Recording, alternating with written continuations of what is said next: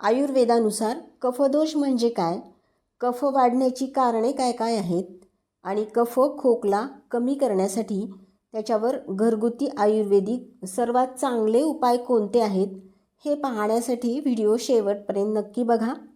आणि आजच्या व्हिडिओमध्ये आपण हे सगळं प्रश्नोत्तराच्या रूपाने पाहणार आहोत. त्यामुळे तुम्हाला येणाऱ्या प्रश्नांची उत्तरे तुम्ही कमेंटमध्ये नक्की द्या. प्रश्न क्रमांक 1. आयुर्वेदानुसार कफदोष म्हणजे काय? ऑप्शन ए शरीराला ताकद देणारा दोष, बी स्थिरता देणारा दोष, सी स्निग्धता देणारा दोष, डी वरील सर्व पर्याय बरोबर आहेत.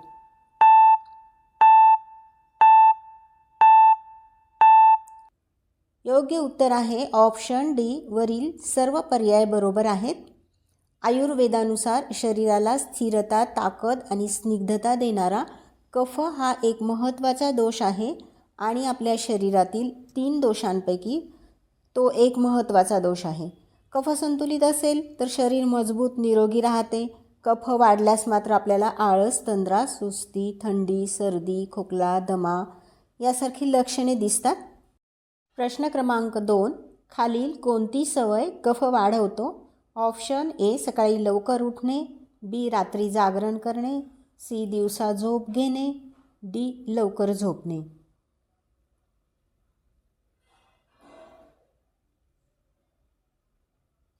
तुमचे योग्य उत्तर आहे ऑप्शन सी दिवसा झोप घेणे.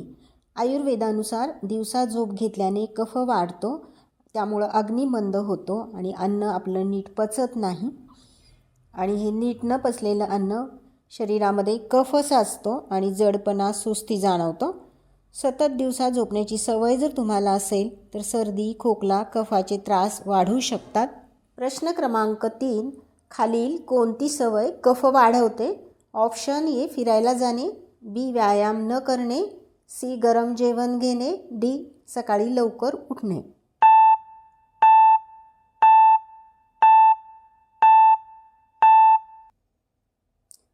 तुमचे योग्य उत्तर आहे ऑप्शन बी व्यायाम न करणे.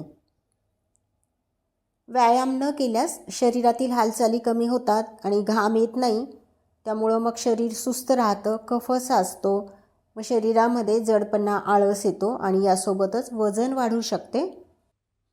प्रश्न क्रमांक 4. आयुर्वेदानुसार खालील कोणती सवय कफ वाढवते? ऑप्शन ए सकाळी उशिरा उठणे, बी रात्री दही खाणे, सी थंड पाणी पिणे, डी वरील सर्व सवयींमुळे.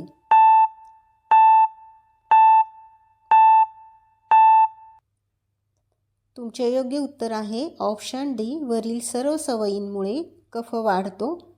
आयुर्वेदानुसार सकाळची 6 ते 10 ही वेळ कफाची असते आणि उशिरा उठल्यास व या कफकाळामध्ये शरीराची हालचाल कमी होते, सुस्ती वाढते आणि त्यामुळं आणखीनच जास्त कफ वाढतो.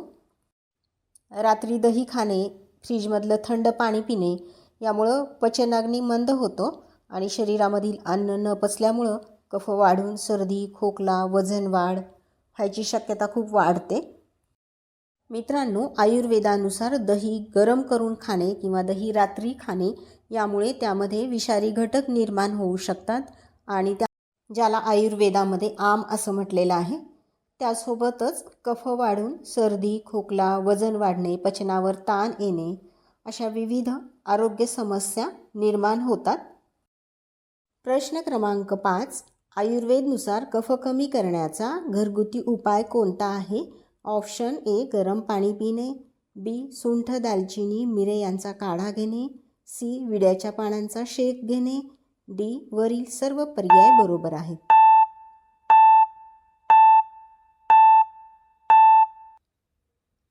तुमचे योग्य उत्तर आहे ऑप्शन डी वरील सर्व पर्याय बरोबर आहेत.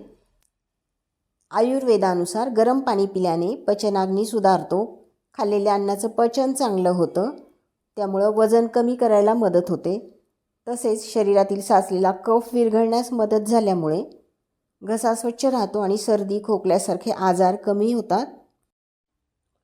सुंठ, दालचिनी, मिरी यांचा काढ्याने हे सगळे उष्ण गुणाचे असल्यामुळं कफाचा शीतगुण कमी करतात आणि आपल्या शरीरामध्ये उष्णता निर्माण करतात आणि या काढ्यामुळे मग कफ पातळ होतो आणि बाहेर पडण्यासाठी मदत होते. नागवेल किंवा विड्याची पाने उष्ण तीक्ष्ण कफनाशक असतात आणि पानांमध्ये वेदना सूज कमी करणारे गुणधर्म असल्यामुळं सर्दी खोकला दमा यामध्ये आराम मिळतो. मित्रांनो, कफदोषावरील प्रश्नोत्तरे तुम्हाला जर आवडले असतील तर चॅनलला एक लाईक जरूर द्या आणि तुमच्या मित्रांना आणि कुटुंबियांना हा व्हिडिओ शेअर करा आणि असेच आयुर्वेदिक क्विझेस पाहण्यासाठी आयुर्क्विज चॅनलला सबस्क्राईब करा. थँक्यू.